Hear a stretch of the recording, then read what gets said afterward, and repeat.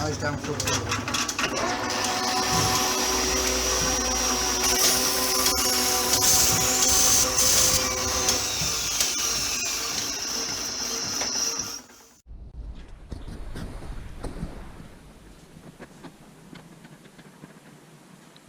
Good morning, people.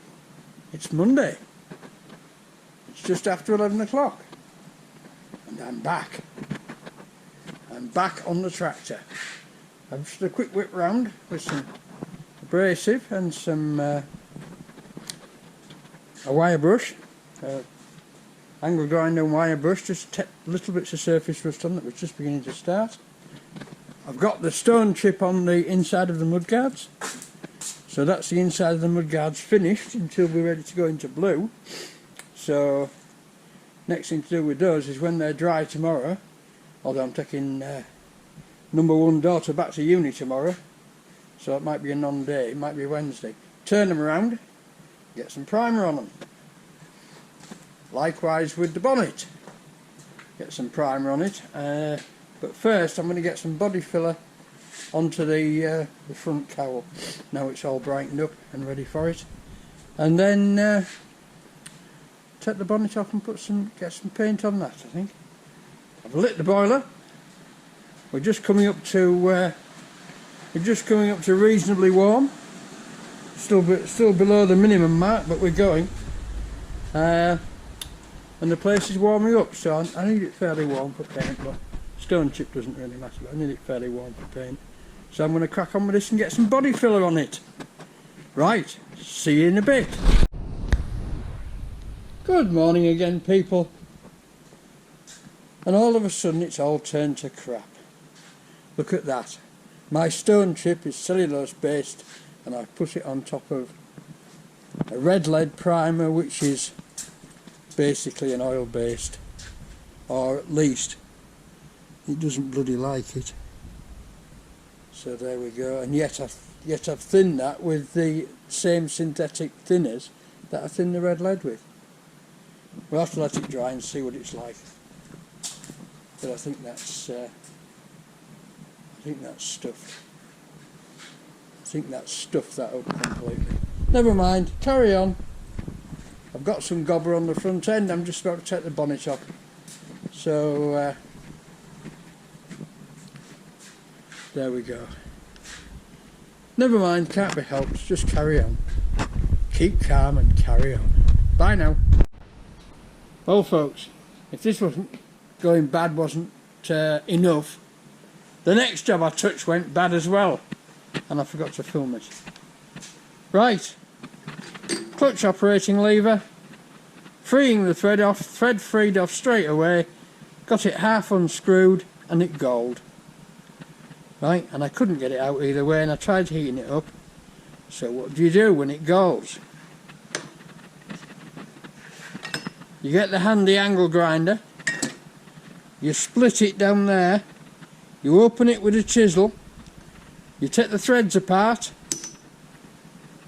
tap it back up again, weld it and re-tap it, and that's what I've done, and it's now perfect again. But I could have done without it. And of course, being out of practice, I forgot to film it. So there you go. So that's a repair on there. Split it straight across there, right the way through with the grinder. Banged a chisel in it to open it out, and then I've welded it back up again. Neat little repair. But the threads had galled right in the middle, and it simply was not coming out. And what I should have done probably in the first place is just bloody left it alone and left it where it was. And I found out that the wonderful tractor company, I can't remember which one it was now, that sent me this bush for a clutch pedal, have actually sent me a bush for the brake pedal. So I can't fit that. But looking at this bush is shot, it's actually through to bare metal in places. It's actually through to the pedal, although I'm not too bothered about that. But if you look on, I've taken the shaft out of the tractor, as you can tell, and if you look on there, there is an enormous amount of wear on there. So what I'm going to do now is I'm going to bank that wear up with the welder, and then I'm going to stick it in the lathe and turn it down again. So there we go. So there we go. One great lump there and one great lump there, look. That's actually where. Right, I'll get it welded up, we'll stick it in the lathe and we'll turn it down. Okay, bring you back later. Folks, just after 3 o'clock. And we've got the shaft completely wrong in the 3-jaw chuck, but you can see as I've welded it up to set that out. So what I shall do is I've ground that down on the linisher, and I shall now turn it down back to the standard size when I get it. What a mess that is. Whitley, I don't know. I shall get it down to the back to standard size and see if it wants any more. But I've had to order another bush because they sent me a bush for supposedly for the clutch pedal, and it's actually for the brake pedal. So there you go.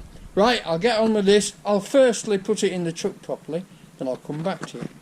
I've taken my watch off, I've pushed my sleeves up, and I realised what a bad idea it is to be in a workshop where you're using angle grinders and have a magnetic catch on your watch. Because by God, they don't have to pick up the fine stuff. See you in a bit. Monday, 5 o'clock. Rebuilt clutch mechanism.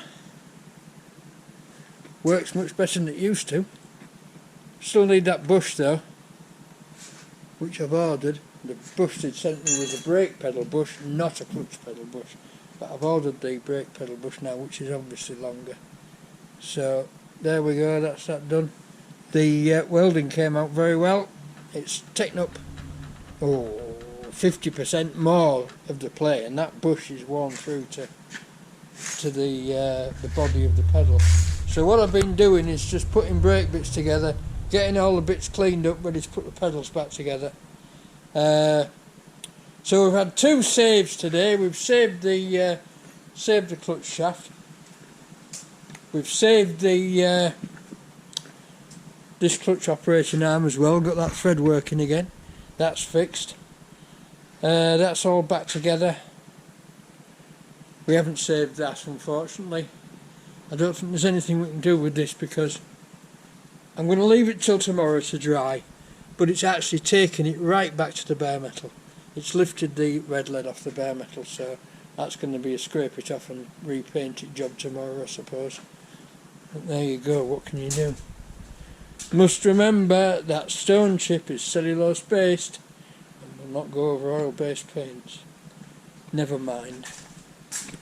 Right, I think that's it for today. I've got quite a few bits cleaned up, a few brake bits cleaned up and ready to fit. What else? I've got that bit cleaned up. That's the hand brake, the pull-up hand brake. I've made a mess as usual, but there you go. Right, I won't see you bang on in the morning, but I'm going to try and go to York early so I get back and get some more work done, because I've got to keep the pressure up on this job, get it finished. I've just had a rough flat at the filler. It's gone on okay. I didn't think that was going to go off either, but it did. It was quite cold in here this morning, but that's gone okay. So I'll see you maybe at some time tomorrow. Bye everybody, bye now. Good afternoon folks. It's Wednesday. As I suspected, Tuesday was a waste of breath, but I got all the trips around done and taken number 1 daughter back to university in the company of number 2 daughter, so we had quite a jolly day out. Right, so I have done the flatting. I have put some more filler on. It's coming out very well indeed, and it's just about finished. So when this is rubbed down, I think we're ready for some primer. I have to drill that hole in there though. I have just tackled the aliased paintwork with the angle grinder, and to be honest, it's gone a lot better than I expected. Most of it is still solid. Now it's had overnight to, well, it's had 2 days to dry. Most of it's still solid. So what I'm going to do is give it another coat of red lead and then let it have it. What I shall do is brush this side brush that side, and when they're dry I will turn them around and probably spray the outer parts. There may be some filler needed on the outer parts, but it's minimal. So now I'm going to just wire brush that one off where it earliest. And oh, it's empty. That's alright. I thought I'd left me cellulose stone chip out, but I hadn't. Right, so there we go. So I'm going to wire brush that off and then get a coat of red lead on both of them with a brush. By that time the filler will have hardened on here and I'll be able to flat these for the second time. I've just been going over there's a few little areas like that which are, can you see that? Am I getting, yeah. It's sort of half a pit and half rust, but they come out very well with the wire brush, with the big wire brush. The other bits I've done are just where there's deep pits behind the badges. But at the end of the day, it's a tractor, and I do hate putting body filler on. I really do. I hate the whole process because I'm not very good at it. I tend to put it on and then sand it off, and then put it on again and then sand it off. But I'm getting better at my age. It's probably too late, but never mind. We're getting there. Right. Anything else to tell you? I made a purchase. I bought myself a present, a Christmas present, because it was on special offer. It's a Chinese melting furnace, and it looks pretty good. But that's all I'm going to show you for a moment, because what I'm going to do is get it out later on and we're going to have a go over it and have a melt with it and see what it's like. I bought it for a specific reason, for a specific job. Right, this is my first step into metal melting, and I have for a long time been thinking about an experiment which involves some copper. And it's an electrical engineering experiment. It's not anything to do with tractors or mechanics. It's harking back to my old trade. But that's about all I can tell you about that, because it's top secret. So I'm going to crack on with the tractor, do the other side of that mudguard, get some paint on it, and when I've done it I'll bring you back and show you. Bye now. Oh, so we're back again. Well, we're back to square one with the mudguards. I've wire brushed them all off and removed all the damaged paint and repainted them. I've got some acrylic sealer to go around and just fill the little gaps around the welds when that's dry. What else have I done? I've got some more. I put the second coat of filler on, and I'm just waiting for that to harden. Now it's probably just, yeah, it's just about there. So that's ready to rub down, and I've started on the tedious painting of all the brake parts. So I'm going to crack on with that. I've got the clutch parts to paint now. All those parts I've cleaned up to take off and paint. And then I don't think there's much more to do with that. Oh, there's that. There's the pull-up handbrake, the handbrake lock. I've got that to do as well. Right, those are the plates in there. Those plates are off the tow hitch at the back, which are badly worn, welding and bushing. But that's another job. First thing to do is to get the tractor back together and running again so that I can drive it. So I'll take those off and I'll get some red lead on them. Right, don't they look good? Mr. Pedantic took me over and made me cut the slots deeper where they were worn with a little slitting disc, and it worked very well. But I must not get drawn into things like that because it's just a waste of time. Right, bring you back later. Bye now. Good morning, people. Thursday, and we're having a brake problem. The cable that operates the brake fits through that hole there, and as you can see, I've already had a go at filing it a little bit to stop it catching on the actual cable itself, and I'm now working on the bench on the bronze bit, because these being pattern parts, they don't quite fit. They're very close, but they don't quite fit. and they need to fit, because otherwise the cable is going to catch on the brake back plate, and if the cable catches on the brake back plate, it's just going to wear itself out in no time. So I've got a bit of filing to do, so I shall carry on and I shall bring you back when it's fitting. Okay, bye now. And there we go, folks, with a bit of judicious filing on the brass work, and a bit of tapping and cleaning that hole out and filing that sharp edge off. We've now got a nice fit.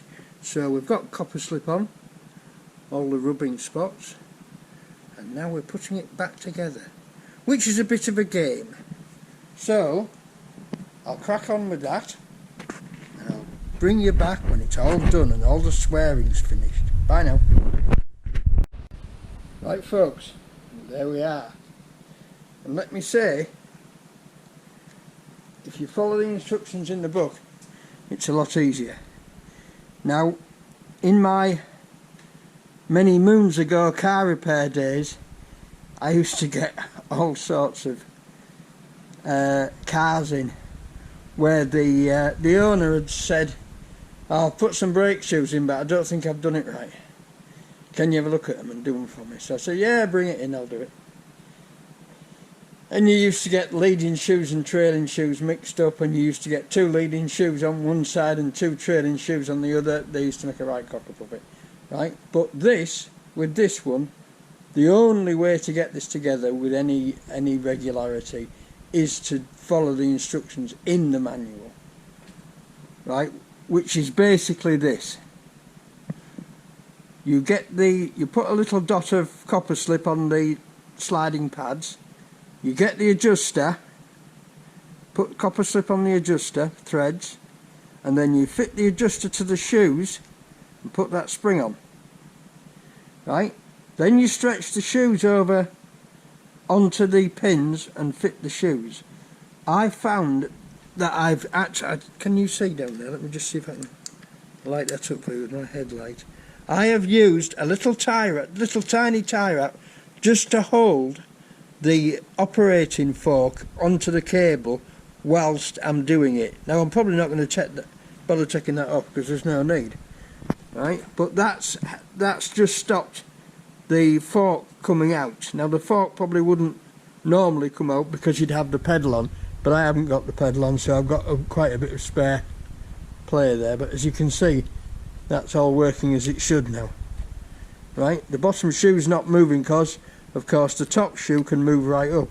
When the drum's on, if you put the top shoe moves up, touches the drum, and then pushes the bottom shoe down.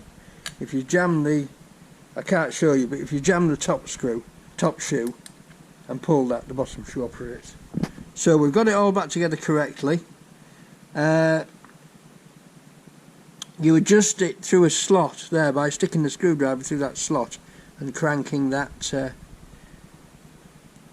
wheel, this toothed wheel around here, one way or another, right? When you've got the shoes on, you've got all the bits in, you've got the expander in, and you've got the hook plate in. Then you fit the you fit the springs, right? You fit the springs. The smaller spring goes to the top, the larger spring goes to the bottom, and that's your lot. You're done. You're fitted. So that's this side done. I'm now going to go and off camera repeat on the other side to get the cables on. Then when I get all the pedals back together, which will be a very soon job, I can set the brakes up, close it all up, and it's finished. Right, I'll bring you back when I've done it. Oh, generous amount of copper slip where the cable goes through the bronze bush or the brass bush, because that way it ain't gonna rub.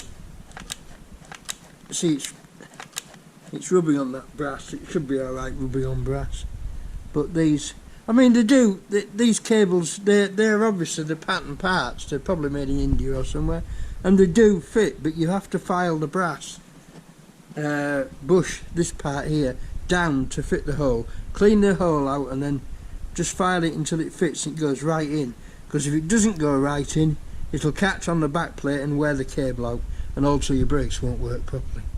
Now the last thing to do when you're putting it together is to put these retaining springs on. and you put the retaining springs on by putting the flat plate onto the spring, putting the spring through the back plate, and then putting a pair of long nose pliers through there and just popping that spring round there, hooking it on. Now all these jobs are easy to say but nowhere near as easy to do, right?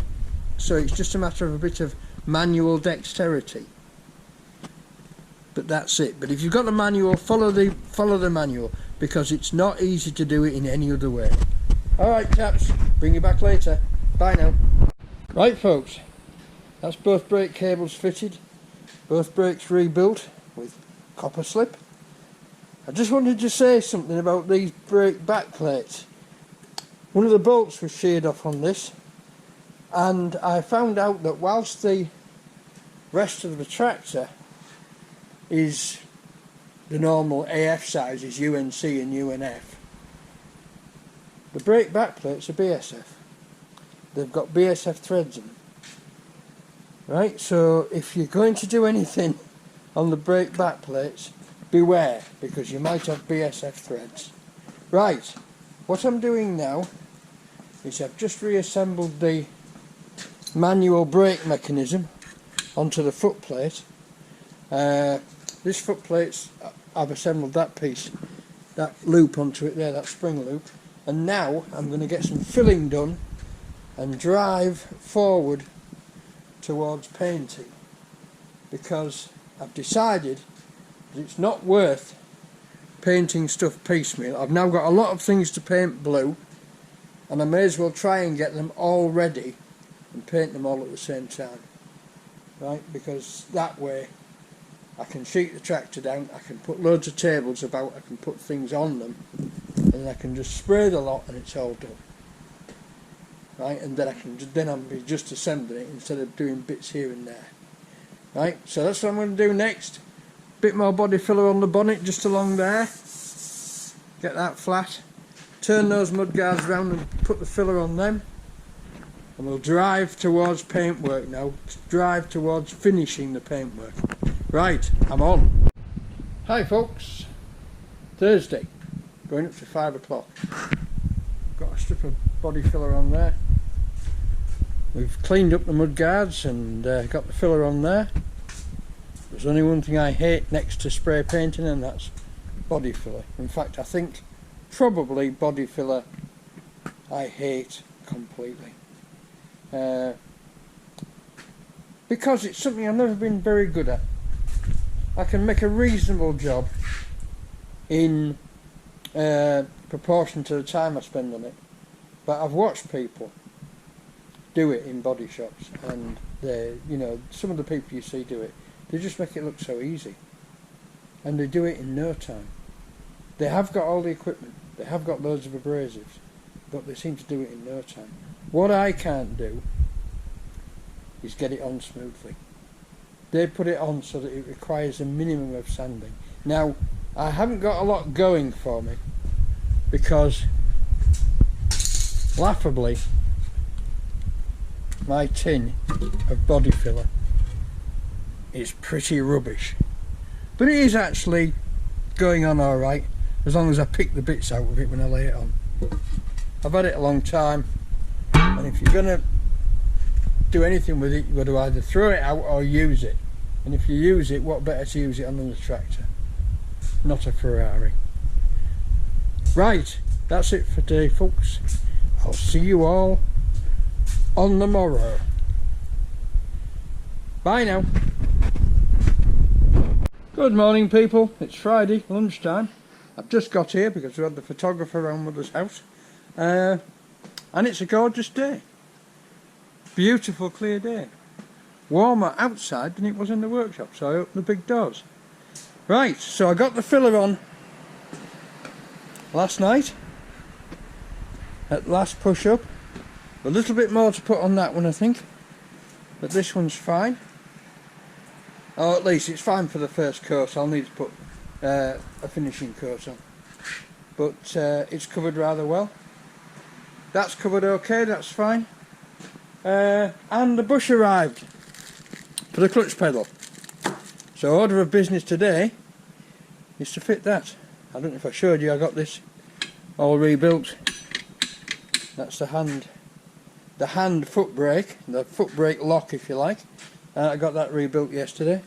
So, first job is to get the clutch pedal, get the old bush out of it and put the new bush in it. So I'll crack on with that. Right, I'll bring you back when it's done, or I'll bring you back maybe even during doing it. Bye now. And there we are folks, that's the old bush out. Cut it, thread a hacksaw blade through the boss and cut through the bush, tap it with a chisel and it all falls to pieces. So there we are. As you can see, that is worn quite thin in some places, but I'm quite surprised it hasn't broken right through to the original metal. The original metal is okay, apart from where I sawed it too deep with the hacksaw, but it'll live. Right, part 2, put the bush in. I'll bring you back when it's done. Or I may even show you the rig that I'm going to use, I think. Bye now. Everything's a bit of a struggle, isn't it? So, I get out the calipers, I measure the bush, I measure the bore, and I find that the bush, whilst it's the correct bush, is very, very oversized. And so I've been using the emery tape precision reamer to open this hole out, and I'm getting something like, it was something in the region of 1/8 thou interference. It was more than that when I started, and I'm just going to measure it again and see how far I've got. I've had it in, I took a lot out of it and then I pushed it in that far, but it was very tight, tighter than I liked, so I've knocked it out again and I've just eased it a bit more. So I'm going to see what that measures up to and maybe try it again. So I'll bring you back. Everything's these pattern parts, like those these brake cables, the fitting there, the fitting to the back plate is not good. Now if you take the ones off the old brake cable and fit them in, they just go click and they fit perfectly. But that's an original brake cable. This is not a this wasn't made at Ford's, this was made somewhere else. The brake cables were made somewhere else, probably, like as I keep saying, probably India, right? Because there's a huge number of Fordson Majors in India. So we'll have to just take a little bit more out of there. I'll have a measure and we'll keep on fitting it. Right, I'll bring you back when it's done. And there we are folks, 3 o'clock and it's in, and it's lined up, the oil holes are lined up and everything, grease holes are lined up. If you buy one of these bushes, replacement clutch bushes, don't think you're just going to push the old one out and push the new one in. The fit is not calculated. I have been pushing so hard it's almost pushed its way right through a piece of lead. Now lead is soft and that's a thin edge, so fair enough, but it's tight, and I've removed a lot of metal from that. I've very carefully run emery tape through it on that Bodger's reamer until I thought, God, it's getting loose, is this, it's getting really slack. Well, it was for the first 1/8 of an inch. It fitted beautifully for the first 1/8 of an inch, then it went tight, so I thought, right, it's big in the middle. So I tried measuring it in the middle and it wasn't really any different. So I've got it in, it's gone in beautifully, and it's come right through to the other side, but my God, it was tight at the last bit was tight. So anyway, job's done. So of course now, because I've pushed that in tight, and when I got it, it didn't fit on the shaft, so it needs reaming. So I'm now going to have to take that shaft out again and scrape the bearing to fit. So it's scraper time. Right, here we go. I'll pull the shaft out and get on with it. Catch you later. Right folks, it's that time again. Time to pack it in for the week. I'm about halfway through and it's going good, but it's tedious. I'm having to take a lot of metal out. This is obviously, I mean, the tighter you squeeze the bush in, the more it compresses, the smaller the internal gets. But this is oversized on the outside, undersized on the inside. So there's a lot of metal to move. But I'm about halfway through. I'm just this side of the grease nipple, and it's going well. It's going in square, and it's just tedious. So that's what we've got achieved for this week. We're heading on hard towards painting. I've got to get some DA pads so that I can sand that down. I'll get some ordered over the weekend.